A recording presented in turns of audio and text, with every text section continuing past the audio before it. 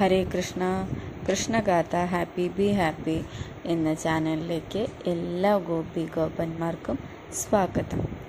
എന്താണ് വസുപഞ്ചകം അഥവാ പഞ്ചകദോഷം, കരിനാളുകൾ എന്നാണ് അവയെ സാധാരണക്കാർ വിളിച്ചു പോരുന്നത്. ഈ കൂട്ടത്തിൽ കൂടുതൽ കേൾക്കപ്പെടുന്ന പേരാണ് വസുപഞ്ചകം. ചില ദിവസങ്ങളിൽ മരണം ആ കുടുംബത്തിൽ തുടർമരണങ്ങൾക്ക് കാരണമാകുമോ എന്ന ഭീതി മനുഷ്യരിലുണ്ട്. കരിനാളുകൾ എന്നാണ് അവയെ സാധാരണക്കാർ വിളിക്കുന്നത്. അവിട്ടം നക്ഷത്രത്തിൻ്റെ പേരാണ് വസു എന്നത്.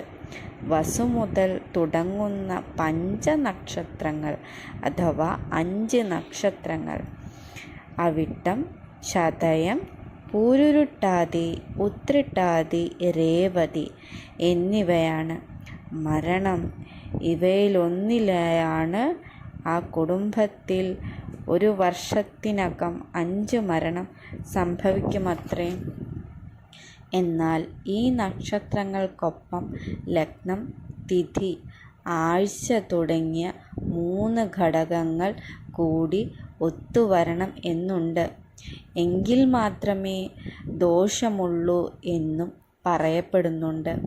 അവിട്ടം നക്ഷത്രം 2 കൂറുകളിൽ വരുന്നു, മകരക്കൂറിലും കുംഭക്കൂറിലും. കുംഭക്കൂറിലായാലേ ദോഷം ഭവിക്കൂ. അവിട്ടം നക്ഷത്രം ചൊവ്വാഴ്ച വരണം, ഏകാദശി തിഥിയുണ്ടാവണം, മരണസമയത്ത് വൃശ്ചിക ലഗ്നം ആവുകയും വേണം.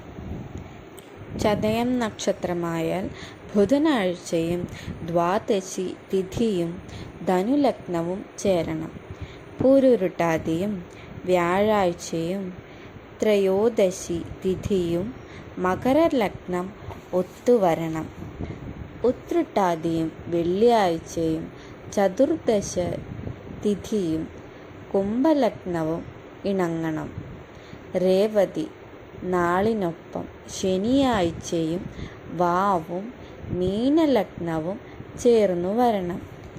ഇങ്ങനെ വരുക അപൂർവമാകും.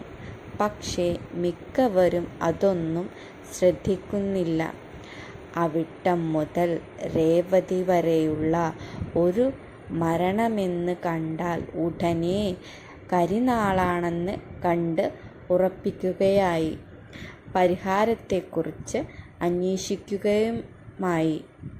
പരിഹാരങ്ങൾ എന്തൊക്കെയാണെന്ന് വേണ്ടതെന്നും അടുത്ത വീഡിയോയിൽ പറയുന്നതാണ്. ഹരേ കൃഷ്ണ. സർവം ശ്രീകൃഷ്ണാർപ്പണമസ്തു. രാധേ രാധേ.